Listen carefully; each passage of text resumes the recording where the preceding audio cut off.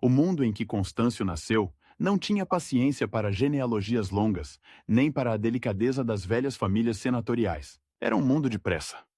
De ordens gritadas no pátio de um forte, de couro endurecido pela chuva e pelo suor, de moedas que mudavam de rosto rápido demais, como se o próprio império não conseguisse decidir quem mandava. Por volta do ano 250, quando ele vem ao mundo, em algum ponto das províncias balcânicas, nessa faixa de terra que os romanos chamavam, com uma simplicidade enganosa, de Ilírico. Roma já não é aquela máquina segura do século II. A fronteira range, o centro desconfia, e o soldado, esse sim, vira a unidade de medida do poder. O século III é uma espécie de tempestade prolongada. Não uma batalha decisiva, não um único desastre, mas uma sequência de golpes. Imperadores que sobem e caem, generais proclamados pelas tropas, invasões que atravessam rios congelados, epidemias que esvaziam cidades e uma economia que tenta respirar com o peito apertado. A moeda de prata perde pureza. O denário, que já foi símbolo de estabilidade, vira metal misturado, quase uma promessa quebrada. E quando o dinheiro falha, a confiança falha junto. O império, que sempre se sustentou em estradas, impostos e disciplina, descobre que disciplina sem pagamento é só palavra. É nesse ambiente que se forma um tipo humano novo. O oficial de fronteira, duro, prático, pouco dado à retórica, treinado para obedecer. E, ao mesmo tempo, para decidir sozinho quando a mensagem de Roma demora semanas para chegar. Constâncio é desse molde. A tradição o chamará de Cloro, o pálido, um apelido que parece pequeno diante do peso do que ele atravessou, mas que diz algo. A imagem de um homem de pele clara, talvez de saúde frágil, talvez apenas marcado por uma palidez que os contemporâneos notavam. O apelido fica. O homem cresce. Sobre a origem exata dele, as fontes antigas são econômicas, às vezes contraditórias, e isso também é típico do período. A biografia, como gênero, perde espaço para a urgência do comando. Ainda assim, o contorno geral é nítido. Constâncio vem de um meio provincial, militarizado, onde a carreira no exército é a escada mais realista para subir. Não é o jovem aristocrata que aprende a falar no fórum. É o jovem que aprende a manter a formação quando o vento corta o rosto e a chuva transforma o chão em lama. Aprende a ler ordens. Aprende a escrever relatórios. Aprende a reconhecer, pelo som, se a tropa está cansada ou prestes a quebrar. O Ilírico, essa região de recrutamento, é uma fábrica de imperadores no século III. Não por acaso. Ali a vida é fronteira. E fronteira ensina duas coisas que Roma às vezes esquece. Que o inimigo não espera cerimônia, e que a lealdade se conquista com presença. O oficial ilírio é treinado para a dureza e para a mobilidade. Marcha longa. Acampamento improvisado. Fortim de madeira reforçado às pressas. Patrulha noturna. E, sobretudo, a convivência com homens que falam latim com sotaques diferentes, que vêm de aldeias e cidades distantes, mas que compartilham a mesma dependência do comandante. Se ele for competente, eles vivem. Se ele errar, eles morrem. Constâncio entra nesse mundo como tantos outros, começando baixo, subindo por mérito, por sobrevivência e por uma qualidade que os romanos valorizavam quando tudo parecia desabar: a capacidade de manter a cabeça fria. A carreira militar romana, especialmente nesse período, é uma mistura de rotina e risco. Rotina de inspeções, de distribuição de rações, de manutenção de armas, de contabilidade de suprimentos, risco de emboscadas, de revoltas internas, de ser associado ao lado errado numa disputa de poder. Porque o século III não mata só com espada bárbara, mata com política. E política, para um oficial, não é debate, é alinhamento. É saber a quem obedecer quando dois homens se dizem imperador. É escolher o momento de não escolher. E isso, às vezes, é a escolha mais perigosa. O império vive a chamada crise do terceiro século. Mas para quem está no campo, isso se traduz em algo muito concreto. Ordens que mudam. Estandartes que mudam. Moedas com novos rostos chegando ao pagamento. A cada novo Augusto, um novo juramento. E juramento repetido demais perde solenidade. Vira mecanismo de sobrevivência. Constâncio, ao que tudo indica, aprende cedo a ser um homem do mecanismo, não um visionário, não um reformador, um profissional, um comandante que entende que o império, para continuar existindo, precisa funcionar no nível mais básico. A fronteira não pode cair. O soldo precisa chegar. O forte precisa estar guarnecido. A estrada precisa estar aberta. E, quando possível, a população civil precisa sentir que ainda há uma autoridade acima das violências locais. Em algum ponto dessa ascensão, ele se aproxima do círculo de poder que, mais tarde, será dominado por Diocleciano e Maximiano. Mas antes de chegar a esses nomes, é preciso sentir o cheiro do tempo. O cheiro de fumaça de lenha em acampamentos.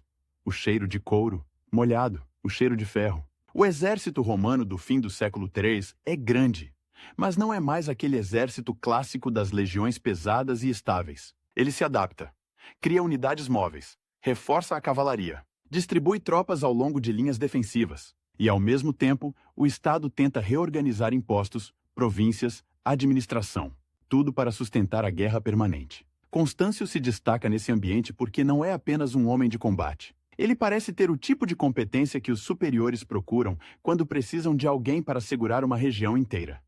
Disciplina, capacidade administrativa e uma certa sobriedade que inspira confiança. A sobriedade é uma arma.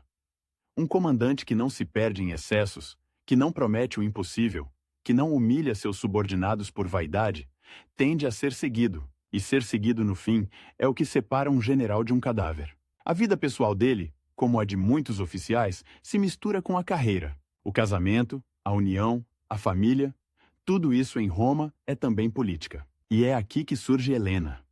Helena, a futura mãe de Constantino, entra na história de Constâncio como uma presença que mais tarde será envolvida por lendas e santidade, mas que naquele momento é algo mais simples e mais humano. Uma mulher ligada ao mundo das estradas e das cidades provinciais. Possivelmente de origem modesta, associada em tradições posteriores a lugares como a Bitínia, no Oriente, e a uma cidade chamada Drepanum, que mais tarde seria rebatizada em sua homenagem. Mas antes de qualquer rebatismo, antes de qualquer aura, há uma realidade. Helena não é uma princesa de sangue antigo. E Constâncio, nesse estágio, também não é um imperador. Ele é um oficial em ascensão, e a união deles, formal ou não, conforme as ambiguidades das fontes, acontece num império em que a vida militar desloca pessoas como o vento desloca poeira. O nascimento de Constantino, por volta de 272, é um ponto silencioso, mas decisivo. Silencioso porque ninguém, naquele instante, sabe o que aquele menino será. Decisivo porque, para Constâncio, a existência de um filho muda o peso de cada decisão. Um oficial pode viver para a próxima campanha. Um pai começa a pensar em continuidade, mesmo que não diga isso em voz alta. E continuidade em Roma é sempre uma tensão. O Estado quer estabilidade institucional, mas o poder real, muitas vezes, se comporta como herança de fato, mesmo quando a lei não o admite plenamente. Constâncio, então, é um homem dividido entre duas forças que não se anunciam como forças. De um lado, a carreira, que exige lealdade aos superiores e flexibilidade diante das mudanças. De outro, a família que cria raízes num mundo de marchas. E raízes, para um militar, são perigosas. Podem ser usadas contra ele, podem ser cortadas por conveniência política, podem virar moeda de troca. O cenário maior continua se movendo. A década de 270 é marcada por tentativas de recompor o império após fragmentações graves. Houve um Império Gálico no Ocidente, com suas próprias estruturas, e houve o Reino de Palmira no Oriente. Roma, por um tempo, pareceu um corpo que perdeu membros. Aureliano reconquista, reunifica, tenta restaurar a unidade. Mas a unidade não cura a doença estrutural. A sucessão imperial continua instável, e o exército continua sendo o árbitro final. Depois de Aureliano, vem outros, e a roda gira. Cada novo imperador precisa provar que é capaz de proteger fronteiras e pagar tropas. Se falha, cai. É nesse caldo que Diocleciano emerge, em 284, como alguém que entende que o problema não é apenas um inimigo específico, mas o próprio formato do poder. Um homem só não consegue estar em todos os lugares ao mesmo tempo. Um homem só não consegue responder com rapidez a crises simultâneas no Reno, no Danúbio, no Oriente, na África. E, sobretudo, um homem só, ao morrer, deixa um vazio que vira guerra civil. Diocleciano pensa como administrador e como estrategista. Ele cria um sistema que tenta transformar a sucessão em procedimento, não em improviso. E para isso ele precisa de homens como Constâncio, profissionais, disciplinados, capazes de governar e guerrear sem transformar cada comando em uma aventura pessoal. Antes de Constâncio ser fabricado pela tetrarquia, Isso virá depois. Ele precisa ser notado. E ser notado no exército romano é uma combinação de competência e oportunidade. Uma campanha bem conduzida, uma província pacificada, um abastecimento garantido no inverno, um motim evitado com firmeza e sem massacre. Pequenas vitórias que não viram poemas épicos, mas que sustentam o império. A vida de um comandante de fronteira é feita de detalhes. O mapa, por exemplo, não é um objeto abstrato. É uma lista de problemas. Um rio que transborda e derruba uma ponte. Um trecho de estrada onde bandidos atacam caravanas. Um forte com muralhas rachadas. Um depósito de grãos que apodreceu por má ventilação. Um destacamento que reclama do soldo atrasado. E por trás de tudo, a presença constante dos povos além da fronteira. Francos, alamanos, outros grupos que os romanos classificam. Com nomes amplos, às vezes imprecisos, mas que na prática são comunidades com seus próprios líderes, suas próprias rivalidades, suas próprias razões para atacar ou negociar. Constâncio aprende a lidar com isso. A fronteira não é só guerra, é diplomacia armada. É aceitar reféns, é trocar presentes, é permitir comércio em certos pontos e proibir em outros. É punir uma incursão para não parecer fraco, mas também não se estender demais e deixar outra área vulnerável. É um jogo de equilíbrio. E o equilíbrio, no fim do século III, é uma arte de sobrevivência. E então, há outra fronteira, a que não é de terra, mas de água. O Canal da Mancha. A linha líquida entre a Gália e a Britânia. Uma travessia curta no mapa, longa na prática, porque o mar não respeita ordens imperiais. O vento muda. A neblina engole navios. A maré decide horários. E, no entanto, essa faixa de água se torna, naqueles anos, uma ferida aberta na autoridade romana. Porque a Britânia, no fim do século III, se transforma em palco de uma usurpação peculiar. Caraúzio, um comandante naval encarregado de combater piratas e proteger a costa, é acusado de reter para si parte do saque. Em vez de aceitar punição, ele faz o que muitos generais do período fazem. Se proclama imperador. E por um tempo, ele consegue sustentar essa pretensão. Controla a Britânia e partes da costa do norte da Gália. Cunha moedas. Constrói uma imagem de legitimidade. E mais importante, controla o mar. Ou pelo menos o suficiente para tornar qualquer tentativa de reconquista um problema logístico enorme. Para Roma, isso é intolerável. Não apenas por orgulho, mas por estratégia. A Britânia é fonte de recursos, de soldados, de prestígio. E, sobretudo, é uma base que, nas mãos erradas, ameaça o litoral gaulês e as rotas comerciais. A usurpação de Caraúzio não é um detalhe periférico. É uma afronta que expõe a dificuldade do centro em controlar as bordas. Constâncio, ainda antes de receber o título que o tornará famoso, vive sob a sombra desse tipo de crise. Ele é produto de um império que precisa apagar incêndios em várias frentes. E cada incêndio cria espaço para homens ambiciosos. A diferença entre um homem do sistema e um usurpador, às vezes, é apenas o momento em que cada um decide atravessar a linha. O que sabemos é que Constâncio não atravessa. Ele permanece dentro da cadeia de comando. Isso não significa passividade, significa cálculo. No século III, a ambição aberta é uma aposta de vida ou morte. Muitos apostam e perdem. Constâncio parece preferir a ascensão segura, mesmo que lenta, mesmo que dependa do favor de superiores. E esse favor, quando vem, vem com preço. A corte imperial, nesse período, não é a Roma senatorial do passado. É uma corte itinerante, militar, que se desloca conforme as campanhas. O imperador está onde está o problema. E onde está o imperador, está a burocracia, os oficiais, os mensageiros, os escribas, os guardas, os fornecedores. É um estado em marcha. E nesse estado em marcha, reputação é tudo. Um erro pode ser fatal. Uma suspeita pode ser fatal. Uma acusação de deslealdade pode ser fatal. Constâncio, ao subir, precisa navegar por esse ambiente sem deixar rastros de ameaça. Ser competente, mas não brilhante demais a ponto de assustar. Ser firme, mas não cruel a ponto de gerar ódio. Ser leal, mas não submisso a ponto de parecer inútil. É uma linha fina.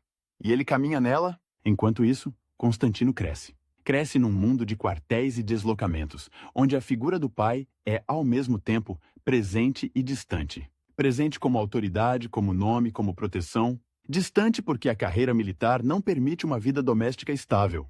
O menino vê armas, vê uniformes, vê cerimônias de juramento, vê homens endurecidos pela disciplina. E aprende cedo que o poder em Roma não é uma abstração. É uma relação entre comandante e comandados. Helena, por sua vez, ocupa um lugar delicado. Ela é a mãe do filho de um oficial em ascensão. mas não pertence, ao que parece, ao círculo aristocrático que a política imperial exige quando o jogo fica mais alto, e o jogo vai ficar mais alto, porque Diocleciano, ao consolidar seu poder, decide dividir o fardo do império. Ele eleva Maximiano como co-imperador, Augusto do Ocidente, enquanto ele próprio governa o Oriente. E mais tarde, criará o sistema dos Césares, subordinados destinados a suceder. É uma tentativa de transformar o caos em arquitetura. Mas antes que essa arquitetura seja formalizada, o Ocidente já está cheio de rachaduras. A Gália precisa ser defendida. O Reno precisa ser vigiado. A Britânia está, na prática, fora do controle. E Maximiano precisa de comandantes confiáveis. Homens que não vão usar a missão como trampolim para uma usurpação. Homens que entendam que a vitória militar deve reforçar o sistema, não substituí-lo. Constâncio se encaixa. E é por isso que, quando o nome dele começa a aparecer com mais clareza nas narrativas, ele já está próximo do topo, não como um aventureiro, mas como um escolhido. Um homem que chegou ali porque o tempo exigia esse tipo de perfil. O soldado administrador. Há uma dureza particular em ser escolhido nesse contexto, porque ser escolhido significa ser observado, significa ter a vida pessoal examinada, significa que cada vínculo pode ser reconfigurado por conveniência política, e é aqui que a história de Constâncio ganha uma tonalidade mais íntima, quase cruel, sem precisar de dramatização. Para subir dentro do novo arranjo imperial, ele terá de aceitar que sua família não é apenas sua. O relacionamento com Helena, que até então podia existir na esfera privada, com todas as ambiguidades de status que as fontes sugerem, torna-se um problema político quando Constâncio é considerado para uma promoção maior. A política romana, especialmente sob Diocleciano e Maximiano, usa casamentos como cimento. Não é romance, é engenharia. E a engenharia exige materiais específicos, alianças com a casa imperial, com a rede de legitimidade que sustenta o novo sistema. Constâncio, nesse momento, ainda não é César, mas a direção é essa, e a direção já começa a cobrar. A presença de um filho, Constantino, é ao mesmo tempo força e vulnerabilidade. Força, porque um filho pode ser símbolo de continuidade e de estabilidade. Vulnerabilidade, porque um filho pode ser refém político, pode ser moeda, pode ser ameaça aos olhos de quem quer controlar a sucessão. O jovem Constantino, mais tarde, será associado à corte e ao ambiente dos imperadores, e isso não acontece por acaso. Em sistemas de poder, filhos de homens importantes são frequentemente mantidos por perto, como honra e como garantia. E, mesmo antes de qualquer formalidade, a simples possibilidade de que Constantino seja puxado para esse mundo já paira no ar como uma sombra. Constâncio, então, vive uma contradição silenciosa. Ele sobe porque é leal ao sistema. Mas o sistema, para funcionar, exige que ele reorganize sua vida como peça. E peça não escolhe. Peça se encaixa. O fim do século III é também um tempo de reconstrução material. Fortificações são reforçadas. Cidades ganham novas muralhas. O Império aprende a viver com a ideia de que até centros urbanos precisam de defesa. Algo que, em épocas mais seguras, pareceria impensável. A paisagem muda. Onde antes havia confiança, agora há pedra e torre. E essa paisagem de muralhas combina com a mentalidade de Constâncio. A mentalidade de fronteira, de contenção, de resposta rápida. Ele não é um filósofo no trono. Ele é um homem de guarnição. E isso, paradoxalmente, é o que o torna valioso para um projeto como o de Diocleciano. Porque Diocleciano não quer poetas. Quer gestores da guerra e da paz armada. Ao mesmo tempo, o Ocidente romano é um mosaico de identidades locais. A Gália tem suas elites municipais, seus proprietários de terra, seus comerciantes, suas tradições. A Britânia tem suas cidades romanizadas e suas zonas mais militarizadas. O Reno é uma linha de contato constante com povos que ora negociam, ora atacam. Governar isso exige tato. Exige saber quando impor e quando cooptar. Exige saber que a autoridade imperial, para ser real, precisa ser vista. Em moedas, em decretos, em obras públicas, em justiça, em presença militar. Constâncio aprende a linguagem dessa autoridade. Não a linguagem do Senado, mas a linguagem do comando. A linguagem de distribuir recompensas, de punir deserções, de manter a cadeia de suprimentos, a linguagem de enviar relatórios que não são literatura, mas são instrumentos de sobrevivência administrativa, e, sobretudo, a linguagem de não prometer o que não pode cumprir. Há um detalhe importante nesse tipo de carreira. A relação com os homens. Um comandante romano não é apenas um estrategista. Ele é um administrador de moral. Ele precisa saber quando a tropa está prestes a se revoltar. Precisa saber quando um centurião está abusando do poder.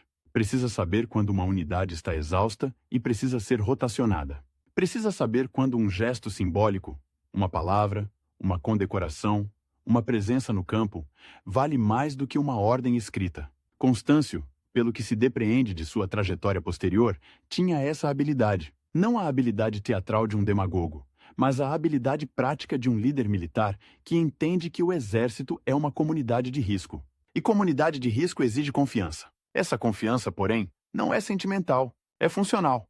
O soldado confia no comandante que o leva vivo para casa. Ou, pelo menos, que não o desperdiça. E o comandante confia no soldado que mantém a linha quando o medo aperta. Essa troca é o coração do poder romano nas fronteiras. E é esse coração que, mais tarde, vai bater mais alto do que qualquer regra escrita quando chegar o momento da sucessão. Mas isso ainda está adiante. Por enquanto, Constâncio é o homem que sobe no mundo certo, no tempo certo, com as qualidades certas. Um mundo em que a origem provincial não é obstáculo, é credencial. Um tempo em que a experiência de fronteira vale mais do que a eloquência. Qualidades em que a disciplina e o pragmatismo são mais importantes do que a glória individual. E, no entanto, mesmo nesse estágio inicial, já existe uma tensão que não se resolve. O império tenta se reorganizar como máquina, mas a máquina é feita de homens. Homens com filhos, homens com ambições, homens com lealdades pessoais, homens que, quando a névoa cobre o rio e o inimigo se move do outro lado, não tem tempo de consultar um manual de sucessão. Constâncio vive entre dois mundos. O mundo do centro, que quer regras, e o mundo da periferia, que vive de improviso disciplinado. Ele é treinado para obedecer, mas também para agir sem esperar. Ele é promovido por superiores, mas precisa ser aceito por tropas. Ele é parte de um projeto de estabilidade, mas carrega dentro de casa, na figura de Constantino, uma continuidade que o projeto não controla completamente. A imagem que fica, mesmo antes dos grandes títulos, é a de um homem atravessando fronteiras. Fronteiras de terra, onde o Reno separa o dentro e o fora, com uma linha que nunca é fixa. Fronteiras de água, onde o Canal da Mancha é ao mesmo tempo caminho e barreira. Fronteiras sociais, onde um oficial provincial pode chegar ao topo, mas paga com rearranjos íntimos. Fronteiras políticas, onde a lealdade é virtude e armadilha. E quando o século XIII se aproxima do fim, o Império, cansado de improvisar, começa a desenhar sua nova ordem com mãos firmes. Diocleciano e Maximiano precisam de pilares. Constâncio é um desses pilares em formação. Ainda não é o homem que reconquistará a Britânia. Ainda não é o Augusto que morrerá em campanha. Ainda não é o nome que abrirá caminho para Constantino. Mas já é, claramente, o tipo de homem que o novo regime quer. Alguém que não brilha por vaidade, mas por eficiência. Alguém que entende que o poder na fronteira não é um trono, é uma ponte estreita sobre águas frias. E pontes no Império Romano sempre foram construídas para durar, mas também para serem atravessadas por legiões, por mensageiros, por ambições, por herdeiros. Em 293, o Império decide que não dá mais para fingir que um homem só, por mais duro que seja, consegue segurar o mundo com as duas mãos. A solução de Diocleciano não é poética, é geométrica. Divide-se o poder como se divide um mapa de campanha. Linhas, setores, responsabilidades. 2 Augustos no topo. Diocleciano no Oriente, Maximiano no Ocidente. E abaixo deles, 2 Césares, aprendizes e sucessores designados. Homens que devem governar e guerrear sem transformar cada vitória numa tentação de golpe. É uma ideia simples no papel. Na prática, é uma máquina feita de nervos humanos. Constâncio é puxado para dentro dessa máquina com um gesto que parece honra e soa como ordem. César do Ocidente, subordinado a Maximiano, responsável por uma parte do mundo que não é parte nenhuma.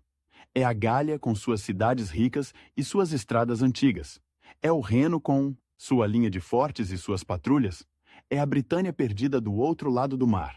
É o litoral do Canal da Mancha, onde a água não é só água. É fronteira, é rota, é ameaça. E como toda promoção romana de alto nível, vem com um preço que não aparece nos decretos. Para ser César, Constâncio precisa ser também família. Não no sentido íntimo, mas no sentido político, quase químico. Misturar sangue e lealdade para que a liga não quebre. Maximiano tem uma filha, ou melhor, uma enteada. Teodora, ligada à casa imperial. O casamento com Teodora é o selo. o cimento. A garantia de que o novo César não é apenas um general competente, mas um homem amarrado por laços que doem se forem cortados. E então Helena, a companheira dos anos anteriores, a mãe de Constantino, é afastada. Não há cena registrada, não há carta preservada com lágrimas e acusações. O século não tem paciência para isso. O que há é o fato nu. A vida privada se curva diante da arquitetura do Estado. Constâncio aceita. Porque para um homem do sistema, recusar não é romantismo, é suicídio político. O menino Constantino fica como uma presença incômoda e preciosa ao mesmo tempo. Filho do novo César, mas filho de uma união que o novo regime prefere não exibir como fundamento. Ele existe, e isso basta para que, em algum lugar, alguém faça contas. A nomeação de 293 não acontece num vácuo. O Ocidente tem uma ferida aberta que sangra há quase uma década. A Britânia e parte do litoral do norte da Gália estão sob o controle de um usurpador que não é um bárbaro de fora, mas um romano de dentro, Caraúzio. Um comandante naval, encarregado de proteger a costa contra piratas, acusado de enriquecer com o saque, e, ao perceber que a punição vinha, escolheu a saída típica do século III. Proclamou-se imperador. E não foi um delírio de uma semana. Caraúzio fez o que os bons usurpadores fazem. Construiu legitimidade com metal e disciplina. Cunhou moedas com seu rosto e com slogans que falavam de concórdia, de paz, de Roma. Como se ele fosse a própria continuidade. Manteve uma frota. Controlou portos. Pagou soldados. E, sobretudo, dominou a travessia curta e traiçoeira do Canal da Mancha. Essa faixa de água que, no mapa, parece um risco, mas no corpo é vento gelado, neblina, correnteza, maré que muda o mundo em horas. Para Diocleciano e Maximiano, tolerar Caraúzio era admitir que o império podia ser recortado por qualquer comandante com navios. Para Constâncio, recém-feito César, era a missão que definia seu valor. Não bastava ser leal. Era preciso ser eficaz. E rápido. O primeiro passo não é atravessar o mar, é dominar a margem. A guerra contra um imperador instalado numa ilha começa com madeira, ferro e paciência. Constâncio precisa de uma frota. E frota não se improvisa como se improvisa uma coluna de marcha. Navios exigem estaleiros, carpinteiros, cordame, velas, piche, âncoras. Exigem portos seguros. Exigem marinheiros treinados. E marinheiro não nasce de um decreto. Nasce de prática, de costas, de tempestades sobrevividas. A costa do norte da Gália vira oficina e quartel. O cheiro do litoral entra na política. Sal, algas, peixe, fumaça de fornalhas, onde se molda metal para pregos e ferragens. Em Boulogne, Bonônia, um porto que olha para a Britânia como quem olha para um problema antigo, Constâncio concentra esforços, fortifica, reorganiza, faz do lugar um punho fechado. E, ao mesmo tempo, ele faz o que um comandante de fronteira sabe fazer melhor do que qualquer retórico. Corta o inimigo do mundo. Caraúzio vive de conexões, de comércio, de contatos com o continente, de portos onde seus navios podem reabastecer, onde mensageiros podem desembarcar, onde moedas podem circular. Constâncio começa a arrancar essas conexões uma a uma. Recupera pontos do litoral, reforça guarnições, fecha portas. A guerra, aqui, não é uma batalha gloriosa. É um estrangulamento. Há um detalhe que diz muito sobre o tipo de homem que Constâncio é. Ele não parece ter pressa de apostar tudo numa travessia arriscada só para ganhar fama. Ele prepara. Ele isola. Ele constrói condições. Porque o mar não perdoa bravatas. Um exército pode ser excelente e, ainda assim, morrer afogado. Enquanto Constâncio aperta o cerco, o regime de Caraúzio começa a mostrar a fragilidade típica de qualquer poder baseado em carisma, militar e controle de rotas. Ele depende de lealdades que custam caro. Soldados e marinheiros precisam ser pagos. Oficiais precisam ser recompensados. E quando o fluxo de recursos diminui, a fidelidade vira mercadoria rara. Em 293, a história dá uma guinada interna na Britânia. Caraúzio é assassinado por seu próprio homem, Alecto, que toma o poder. Um golpe dentro do golpe.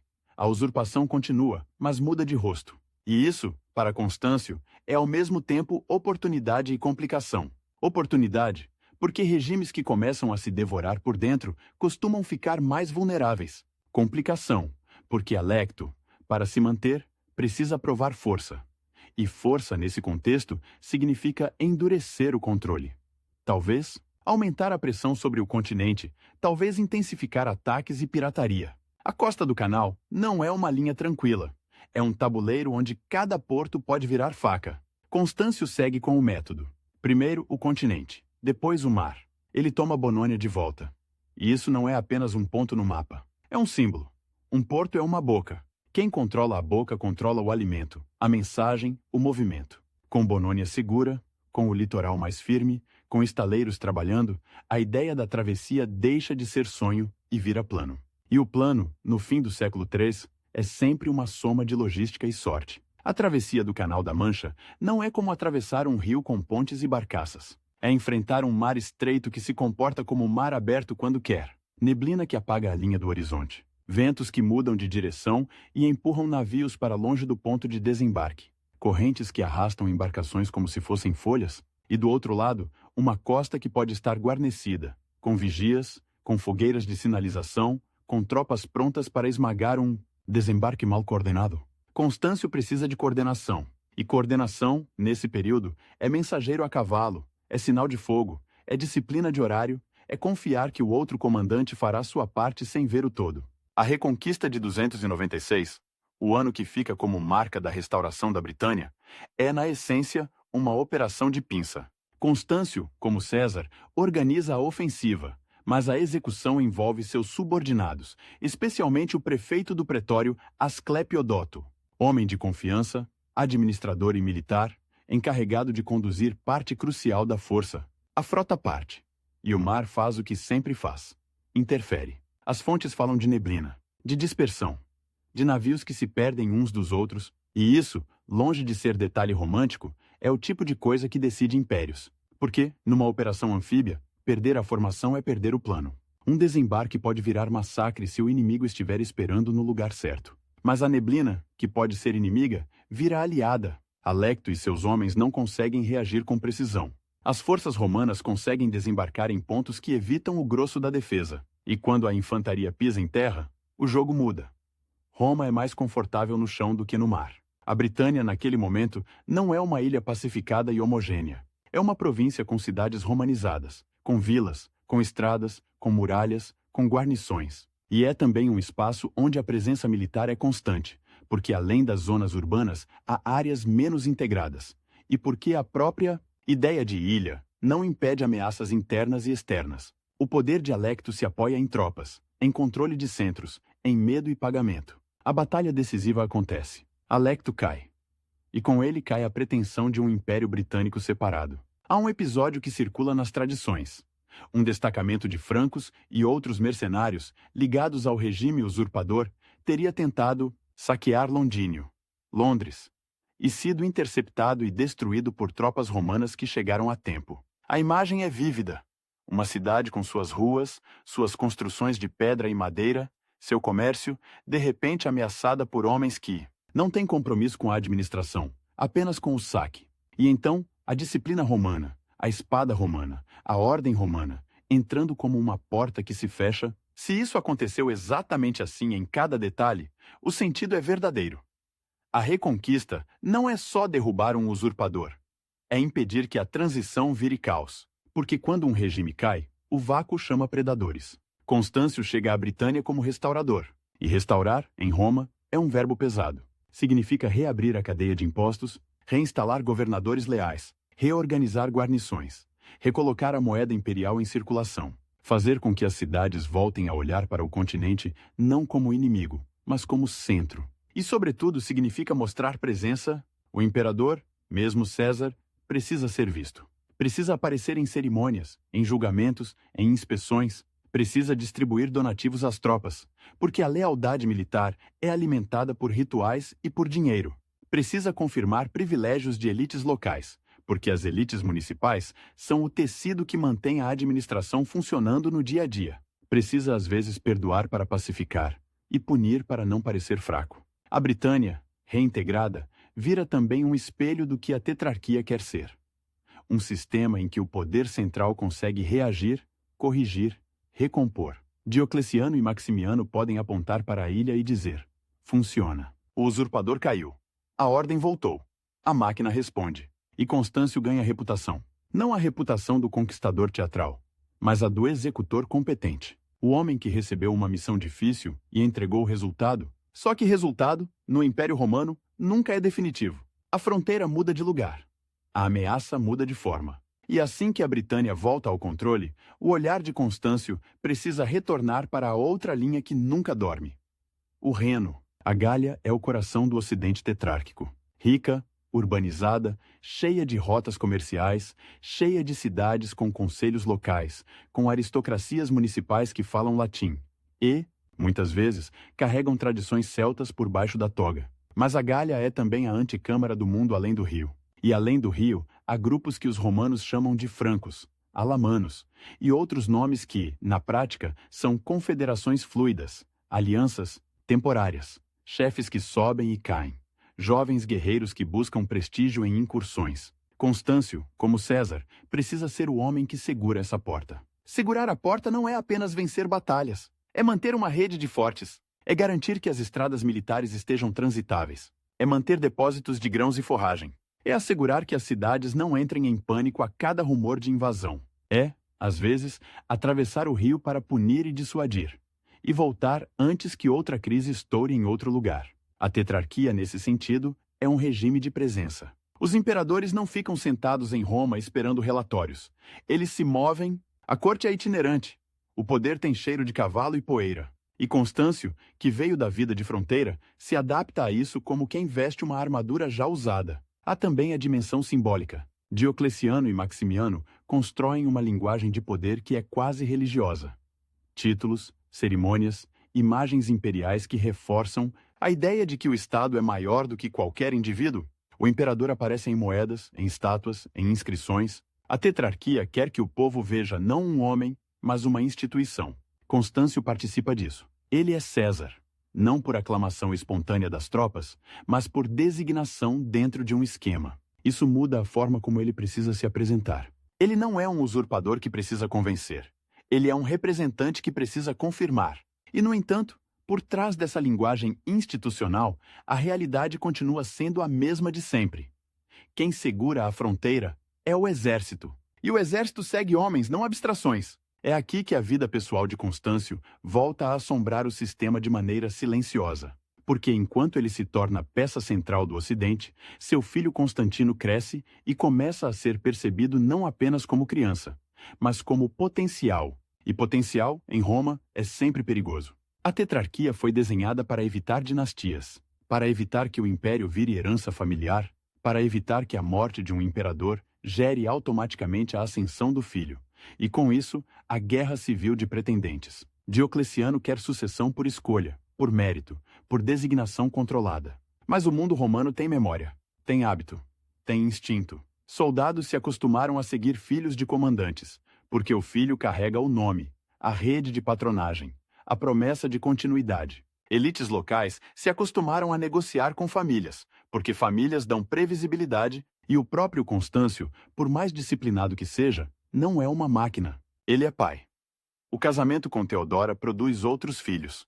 Cria uma nova rede familiar ligada à casa de Maximiano. Isso, no papel, reforça a integração de Constâncio ao regime. Na prática, cria uma casa cheia de linhas possíveis de futuro. E no meio dessas linhas, há Constantino, o primogênito, o filho de Helena, o filho de antes do arranjo oficial. O regime prefere que Constantino seja, no máximo, um detalhe. Mas detalhes, em política imperial, viram lâminas. Enquanto Constâncio governa e guerreia, a tetrarquia também se ocupa de padronizar o império. Reformas administrativas, fiscais, militares, mais províncias, mais governadores, mais controle. É um Estado que tenta apertar as mãos em torno do território para que ele não escorra. E isso significa mais cobrança, mais registros, mais exigências sobre cidades e camponeses. A estabilidade tem custo. E o custo é sentido na pele. Constâncio, no Ocidente, precisa aplicar essa lógica sem quebrar o que está tentando sustentar. Um administrador eficiente sabe que há um limite para o que se pode extrair sem provocar fuga, revolta, colapso produtivo.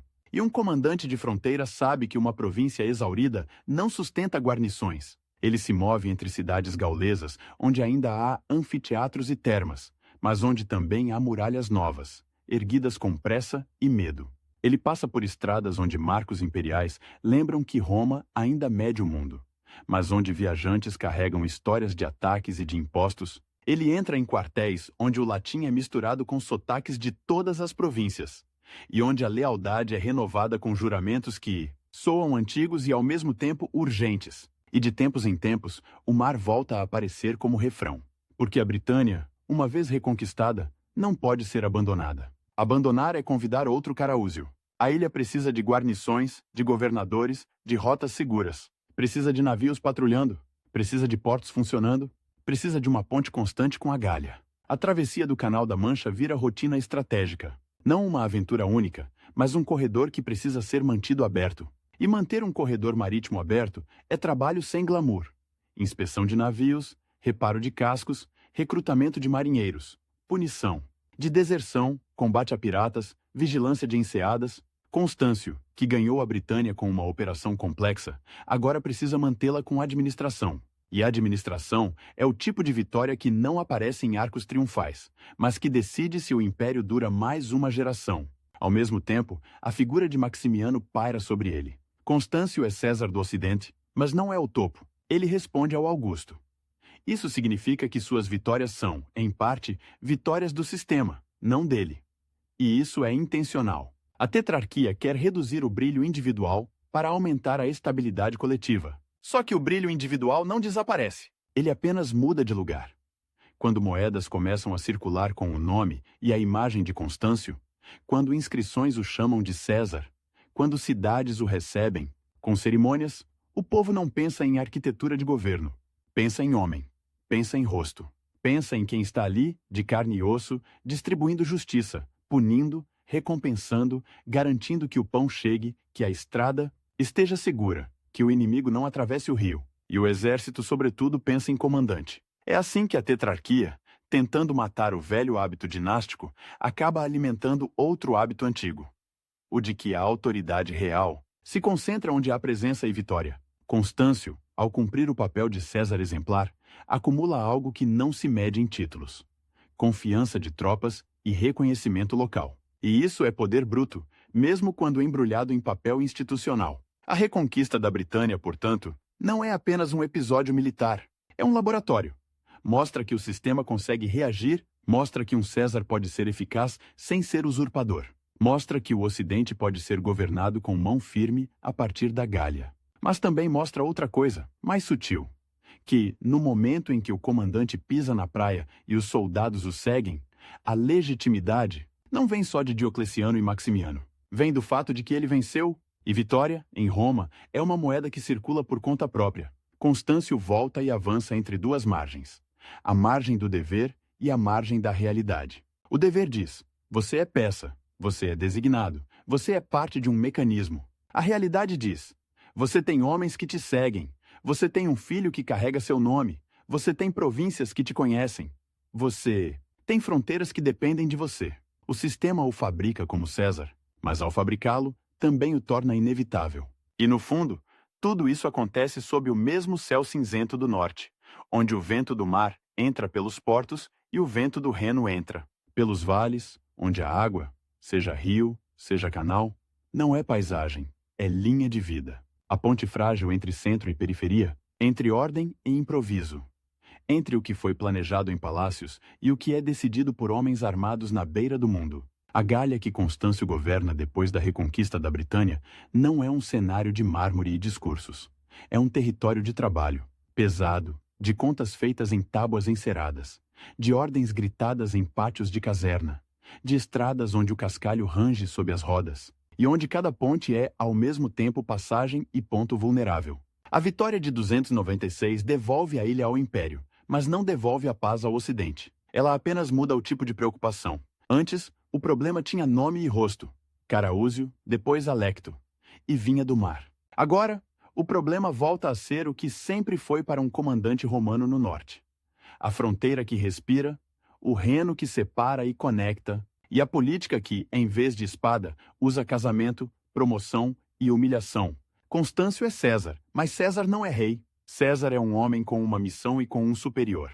Ele carrega o peso de Maximiano acima dele e de Diocleciano acima de todos. A tetrarquia gosta de palavras como disciplina, concórdia, ordem. Gosta de imagens em que 4 homens parecem um só, como se o Império tivesse finalmente encontrado a fórmula para não se despedaçar. Só que a fórmula precisa ser aplicada em lugares onde o inverno dura demais, onde as colheitas podem falhar, onde as cidades têm muralhas, novas porque as antigas já não bastam, e onde os soldados, quando olham para o estandarte, não veem o sistema, veem o comandante, que paga, que pune, que conduz para a vitória e que, se necessário, morre ao lado deles. A corte de Constâncio não é fixa. Ela se move como se fosse uma unidade militar ampliada. Secretários, mensageiros, guarda, oficiais, cozinhas, ferreiros, veterinários. Carroças com arquivos e com o tesouro de campanha. O poder ali tem cheiro de couro molhado e de fumaça de lenha. E tem som. O martelar constante de reparos. O relinchar. O latim administrativo misturado a sotaques de províncias distantes. O murmúrio de petições quando o César se instala numa cidade e abre audiências. Porque governar a Gália não é apenas mandar legiões para o Reno, é manter as cidades funcionando. As elites municipais, os decuriões, os homens que sustentam a vida cívica, que arrecadam, que organizam o abastecimento, que financiam obras e jogos quando ainda há espaço para jogos. Vivem uma época em que ser notável pode ser uma armadilha. O Estado tetrárquico quer eficiência, quer previsibilidade, quer impostos que cheguem, quer recrutas que apareçam, quer animais, grãos, couro, metal. E quando o Estado quer, ele não pede com delicadeza. As reformas de Diocleciano, que no papel parecem uma reorganização racional, na prática significam mais camadas de administração, mais registros, mais fiscalização. Províncias menores, governadores mais numerosos, uma máquina que tenta impedir que um único homem concentre poder demais. E que, ao mesmo tempo, precisa extrair recursos de uma sociedade cansada de décadas de crise. A moeda foi corroída por inflação e desconfiança ao longo do século III. O Estado responde com controle, com novas emissões, com tentativas de estabilizar e, cada vez mais, com cobrança em espécie. Não é só dinheiro. É trigo, é vinho, é sal, é tecido. É o tipo de cobrança que se sente no celeiro e no estábulo. Constâncio precisa fazer essa máquina funcionar sem quebrar o chão que pisa. Um César que espreme demais provoca fuga, provoca banditismo, provoca revolta local, provoca o tipo de desordem que abre portas para usurpadores. Um César que espreme de menos perde a confiança do centro. E pior, perde a capacidade de manter o exército alimentado e pago. Entre o palácio e a fronteira, existe uma distância que não se mede em milhas, mas em dias de marcha e em atrasos de comboios. E no norte, um atraso pode virar fome. A logística é o verdadeiro idioma do poder. Depósitos de grãos ao longo das vias, contratos com fornecedores, requisições, escoltas para comboios, manutenção de pontes, reparo de estradas. A Gália tem uma rede viária herdada de séculos, mas a estrada romana não é eterna. Chuva abre sulcos, gelo racha pedra, carroças pesadas destroem o que foi bem assentado. E quando a estrada falha, a fronteira enfraquece. O Reno não espera. O Reno é uma linha que parece clara no mapa e é confusa na vida. Há trechos largos, trechos estreitos, ilhas, braços, pântanos. Há neblina que sobe da água e apaga a margem oposta. Há correnteza que muda com as estações. Há fortes romanos, alguns antigos, alguns reforçados, alguns reconstruídos. E há, do outro lado, aldeias e campos de grupos que os romanos chamam por nomes coletivos. Francos, alamanos, nomes que muitas vezes escondem realidades móveis. Confederações, chefes rivais, alianças que se formam para uma incursão e se desfazem depois do saque. Para Roma, esses grupos são ameaça e recurso. Ameaça, porque atravessam para pilhar, para capturar, para testar a fronteira. Recurso, porque podem ser recrutados como auxiliares, podem ser usados como federados, podem ser jogados uns contra os outros. A fronteira não é só muro, é mercado de violência. E Constâncio, como homem de fronteira, entende isso com uma clareza que um burocrata de palácio jamais teria.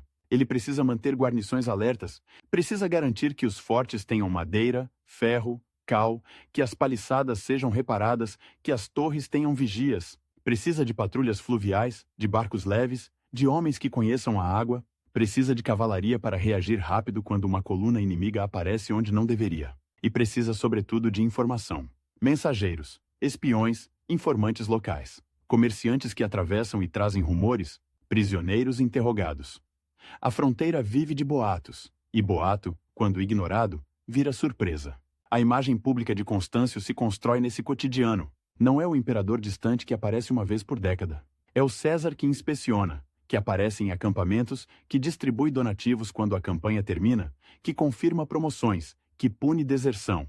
A disciplina romana não é abstrata, ela é aplicada, e aplicada com dureza. Um exército que sente que pode relaxar na fronteira vira um exército que perde a fronteira. Ao mesmo tempo, Constâncio precisa lidar com a outra metade do poder. As cidades. Treveris, por exemplo, Augusta Treverorum, cresce como centro imperial no norte. Não é Roma, mas é uma capital de fato para o ocidente tetrárquico. Palácios, oficinas, administração, circulação de oficiais, a presença imperial transforma a cidade. Onde a corte passa, ela consome, ela exige.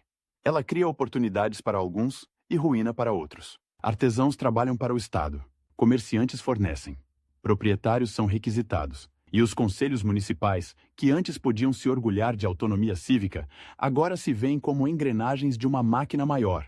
Constâncio, nesse ambiente, ganha fama de administrador relativamente moderado. Não um sentimental, não um reformador humanista, mas um homem que entende que governar é manter o tecido inteiro. A tradição posterior, especialmente a que se forma sob o reinado de Constantino, vai pintar o pai com cores convenientes.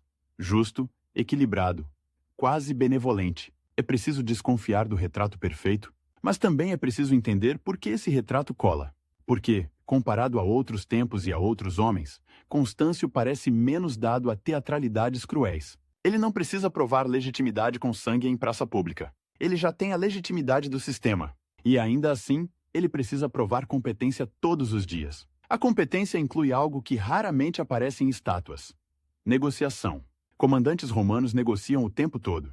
Negociam com elites locais para garantir arrecadação sem revolta. Negociam com chefes além fronteira para comprar paz temporária, para obter reféns, para estabelecer zonas de influência. Negociam com seus próprios oficiais, equilibrando ambição e lealdade. Um César que não sabe negociar vira refém de crises simultâneas. E o Ocidente, nesse período, é uma fábrica de crises simultâneas. Há também a questão da Britânia, que não desaparece depois de 296. A ilha reintegrada precisa ser mantida. Guarnições ao longo da muralha de Adriano, patrulhas, administração civil reordenada. A Britânia é distante o suficiente para gerar tentação em qualquer comandante com frota e com audácia. E é rica o suficiente, em impostos, em produção, em prestígio, para valer o risco. Constâncio sabe disso porque foi exatamente assim que Caraúzio começou.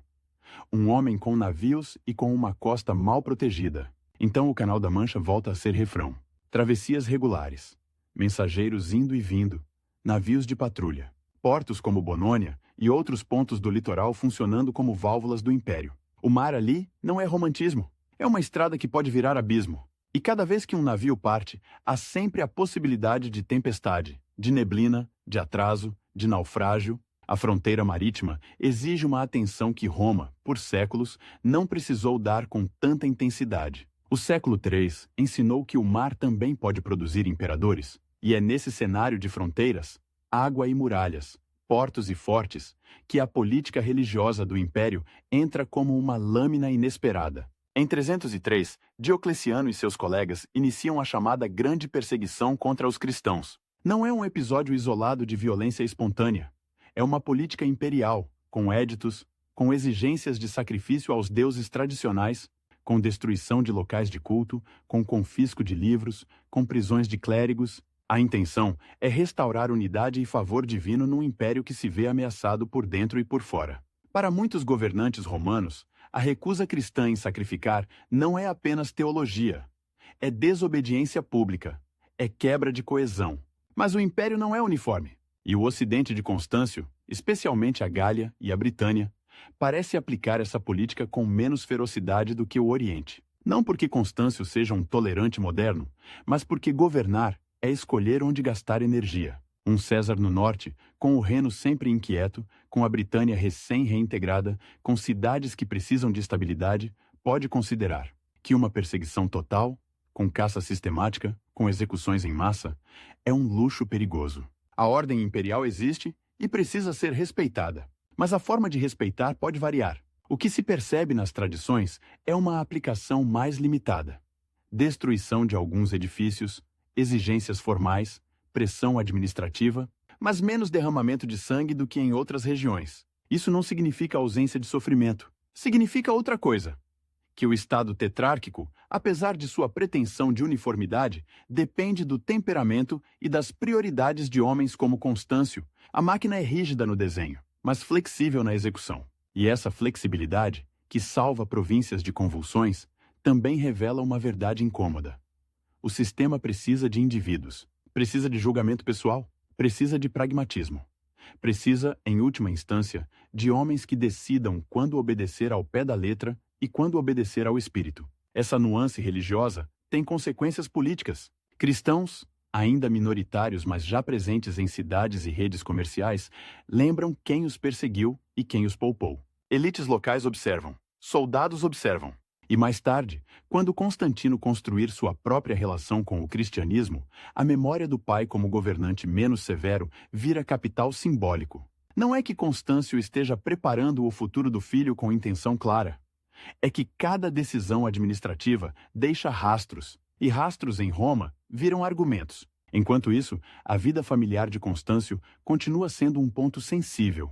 O casamento com Teodora o liga à casa de Maximiano e produz filhos que, por essa ligação, têm um tipo de legitimidade dinástica dentro do próprio arranjo tetrárquico. Ao mesmo tempo, existe Constantino, o filho de Helena, o primogênito, o nome que os soldados podem pronunciar com facilidade porque ele já circula como figura promissora. E o sistema, que foi desenhado para evitar hereditariedade, se vê convivendo com uma realidade humana. Pais têm filhos, e filhos crescem. Constantino, durante boa parte desse período, não está ao lado do pai. Ele passa tempo na corte oriental, associado ao círculo de Diocleciano, e depois de Galério, quase como garantia política, quase como refém de luxo, quase como formação de príncipe sem título. Isso cria uma distância física que, paradoxalmente, aumenta o mito. Um jovem ausente pode ser imaginado, pode ser moldado por rumores, pode ser visto como promessa. E para Constâncio, essa distância é uma ferida e uma proteção. Ferida porque é o filho longe. Proteção porque reduz, por um tempo, a ansiedade do sistema ocidental em torno de uma sucessão familiar. Mesmo assim, o nome existe. E o nome pesa. Em acampamentos, soldados falam.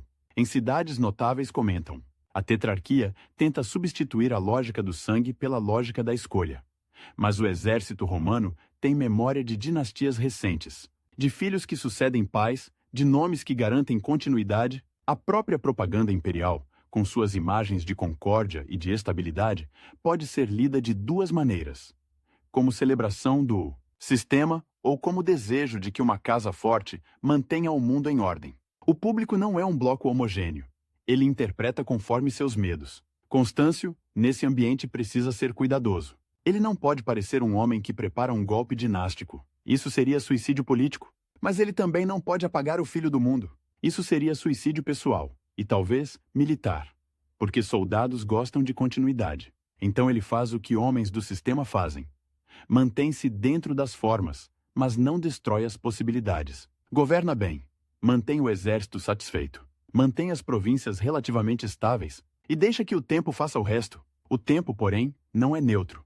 Ele corre em direção a 305, quando a abdicação programada de Diocleciano e Maximiano já está no horizonte como uma data quase ritual. A tetrarquia não é apenas divisão de poder, é também um calendário de sucessão. E quanto mais esse calendário se aproxima, mais cada gesto ganha leitura política. Quem será promovido? Quem será deixado de lado? Quem terá províncias mais ricas? Quem terá fronteiras mais perigosas? Quem terá o exército mais leal? Constâncio, como César, vive sob essa sombra. Ele precisa continuar sendo o executor perfeito, o homem que não cria problemas para o topo. Mas ele também precisa garantir que, quando a troca acontecer, ele não seja engolido por rivais mais agressivos. A política tetrárquica é uma política de colegiado, sim, mas colegiado armado. E colegiado armado, quando sente cheiro de transição, começa a medir forças. A reputação de Constâncio como imperador de fronteira se consolida justamente porque ele não governa a partir de uma distância confortável. Ele está onde dói. Ele está onde o império pode sangrar. E isso cria uma relação particular com as tropas. Não é a relação do imperador que aparece para uma cerimônia e vai embora. É a relação do comandante que compartilha o risco, que conhece os nomes dos oficiais, que entende o terreno, que sabe que uma ponte destruída pode atrasar uma marcha e custar uma cidade. Essa relação é construída em detalhes pequenos. O momento em que ele ouve uma queixa de soldado veterano sobre pagamento atrasado. O momento em que ele confirma uma condecoração. O momento em que ele decide não punir uma cidade com severidade excessiva porque precisa dela funcionando.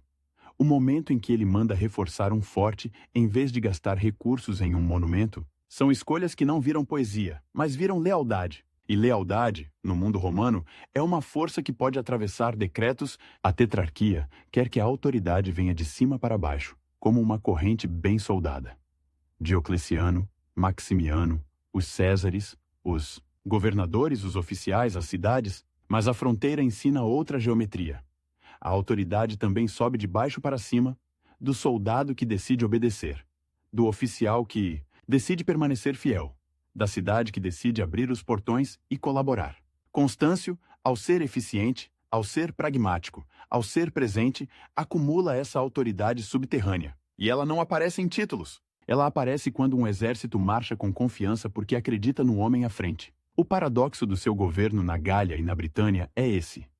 Quanto mais ele se comporta como peça exemplar do sistema, mais ele se torna, aos olhos de quem vive na borda do mundo romano, um centro em si mesmo, um centro móvel, feito de tendas, de estandartes, de moedas com seu nome, de decisões que afetam vidas. O sistema queria reduzir indivíduos a funções. A fronteira transforma funções em indivíduos. E, enquanto o Reno continua a exigir vigilância e o canal continua a exigir travessias, o ocidente de Constâncio vai se acostumando.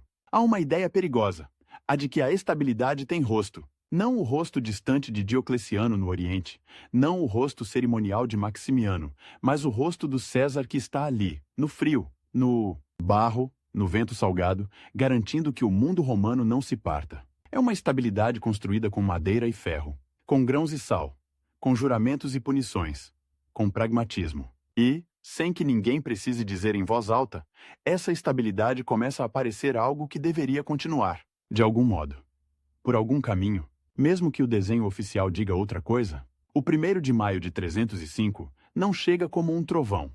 Chega como chegam as datas que foram combinadas com antecedência por homens acostumados a mandar no tempo. Em Nicomédia, Diocleciano abdica. Em Mediolanum, Maximiano abdica. 2 Augustos, ainda vivos, ainda capazes, descem do palco por vontade própria. Ou, pelo menos, pela vontade do arranjo que eles mesmos criaram.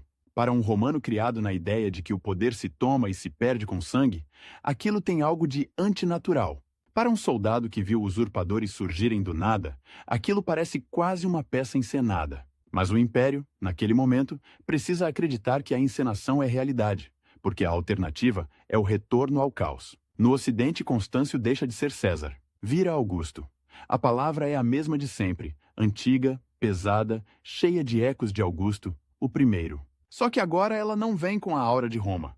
Vem com o cheiro de fronteira. Vem com o vento do Reno e com o sal do canal. Vem com o barulho de ferragens e com o rangido de carroças. E vem, sobretudo, com uma mudança silenciosa. Ele já não tem um superior imediato no Ocidente. Maximiano saiu. O homem que o elevou, que o amarrou por casamento, que lhe deu a missão e o limite, agora está fora. Ao menos oficialmente. Constâncio, que sempre foi homem do sistema, passa a ser um dos pilares do sistema. E pilar, quando racha, derruba teto. A nova hierarquia é anunciada como se fosse simples. Galério, no Oriente, torna-se Augusto principal, o mais influente, o mais temido. Constâncio, no Ocidente, é Augusto, mas com um território que parece grande no mapa e difícil na vida. Gália, Britânia, Hispânia, e a obrigação permanente de manter o Reno fechado e o mar vigiado. E abaixo deles entram 2 novos Césares. Severo no Ocidente, Maximino Daia no Oriente. Nomes que para a propaganda devem soar como continuidade. Para quem conhece os corredores do poder, soam como escolha de Galério. E escolha de Galério significa uma coisa: controle. É aí que a tetrarquia mostra sua costura. O sistema foi vendido como antídoto contra dinastias, contra heranças, contra filhos que se acham donos do mundo por terem nascido no quarto certo. Mas a política romana não é feita apenas de princípios, é feita de expectativas. E, em 305, há duas expectativas que se chocam como placas de gelo no rio: a expectativa do exército e a expectativa da corte. O exército olha para Constâncio e vê um comandante que já provou o que precisava provar. Reconquistou a Britânia, segurou o Reno, manteve a máquina fiscal funcionando sem incendiar as cidades. Não é um homem de discursos, é um homem de marcha. E quando um homem assim vira Augusto, a pergunta que ninguém precisa pronunciar começa a circular em sussurros de caserna. E depois dele? A corte, por sua vez, olha para o mesmo Constâncio e vê um problema potencial, porque Constâncio tem um filho que não é apenas um nome em genealogia. É um jovem que já foi visto em campanhas, que já foi notado por oficiais, que já circulou em ambientes imperiais, Constantino. E se o sistema quer provar que não é dinástico, ele precisa impedir que o filho do novo Augusto pareça o herdeiro natural. Não por maldade abstrata, por sobrevivência do desenho.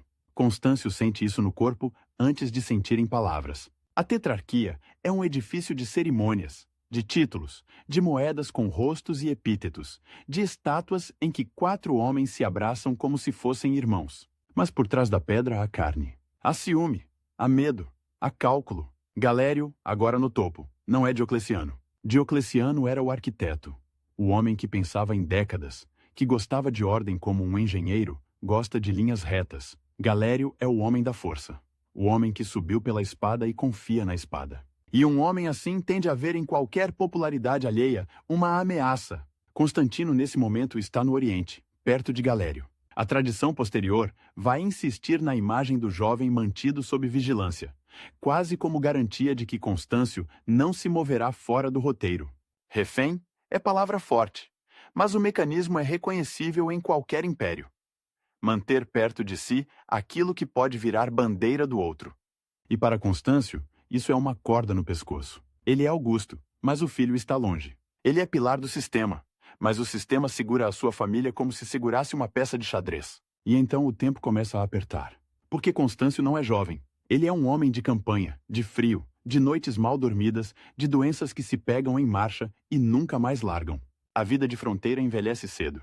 A pele resseca, as articulações doem, a tosse aparece no inverno e insiste na primavera. E, quando um Augusto sente o próprio corpo falhar, ele pensa menos em teoria política e mais em continuidade concreta.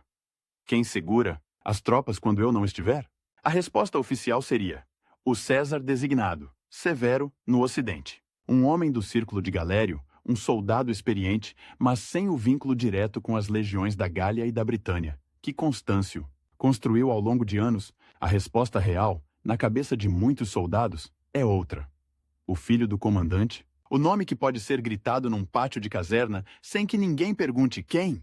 O nome que parece prometer que o mundo não vai mudar de mãos de um dia para o outro. Constâncio, que sempre navegou entre obediência e pragmatismo, tenta fazer o que sabe fazer.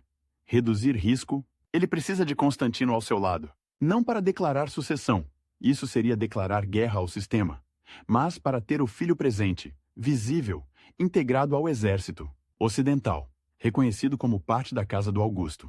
Presença é poder, ausência é vulnerabilidade. Há relatos de que Constâncio pede, insiste, pressiona para que Constantino seja liberado do Oriente e venha ao Ocidente. E a liberação, quando acontece, não parece um presente.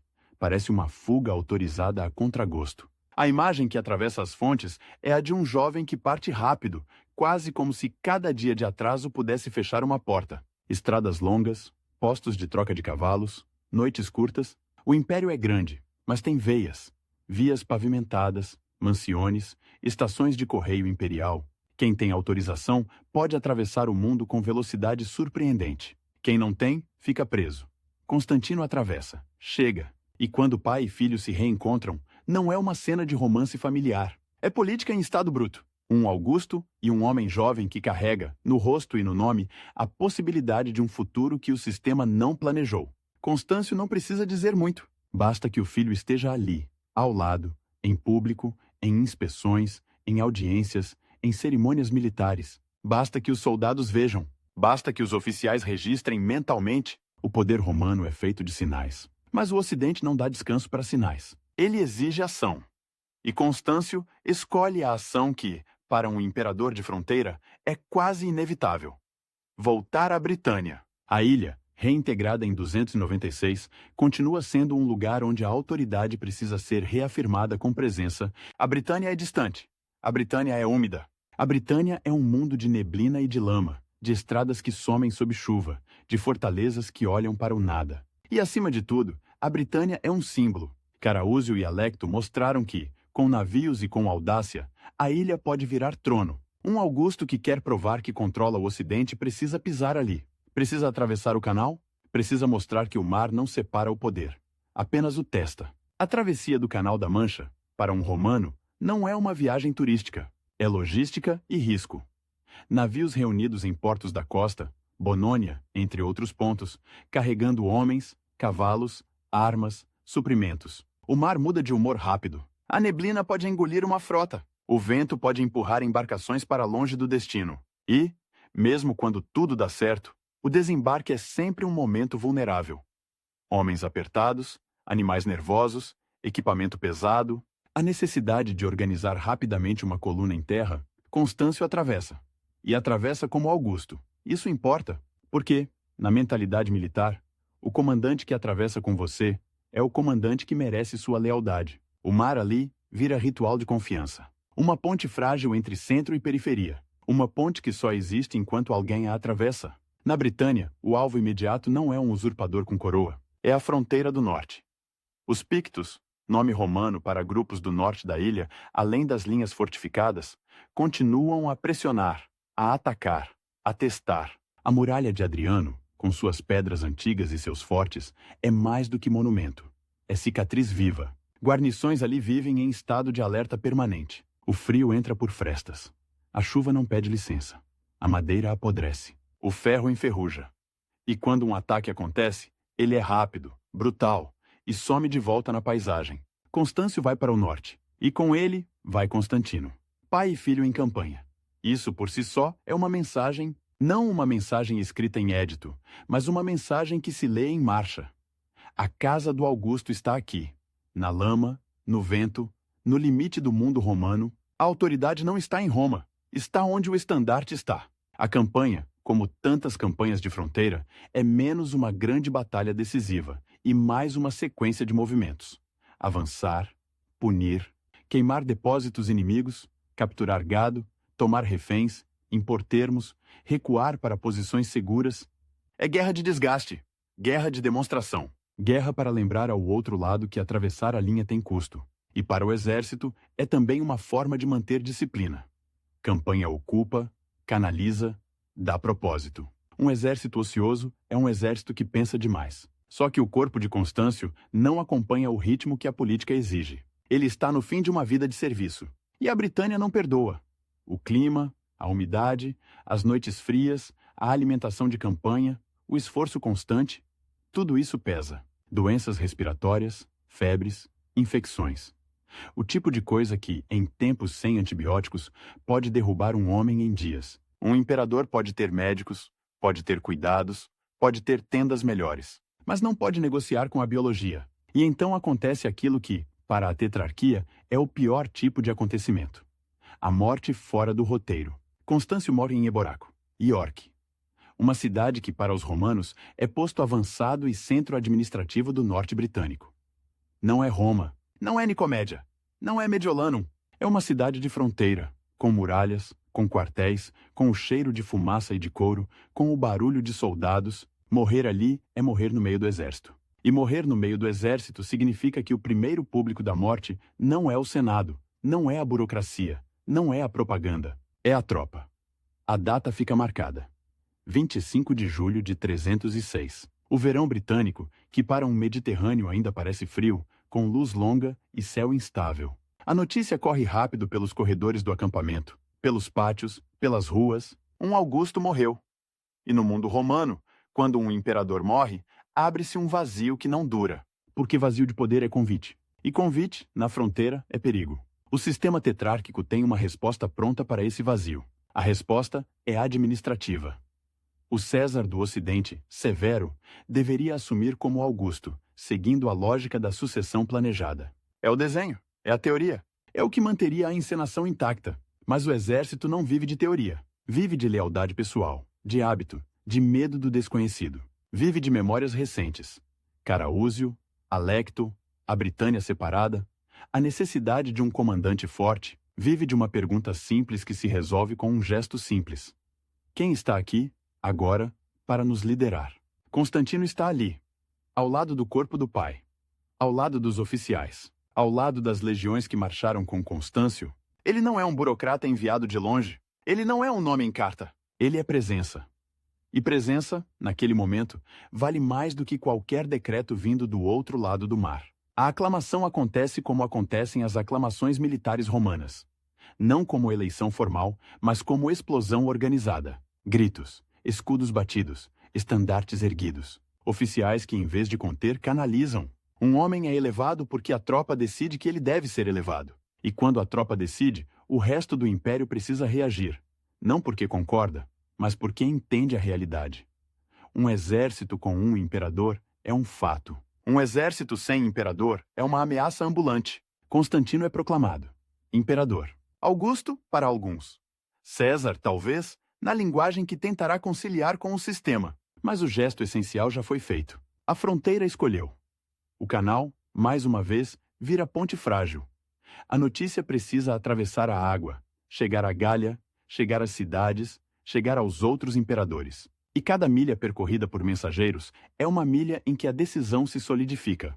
É aqui que a vida de Constâncio, tão cuidadosamente alinhada ao sistema, produz o efeito que o sistema mais temia. Ele não planejou uma ruptura aberta, ele não proclamou o filho em vida, ele não desafiou Diocleciano, não desafiou Maximiano, não desafiou Galério com manifesto. Ele fez o que sempre fez.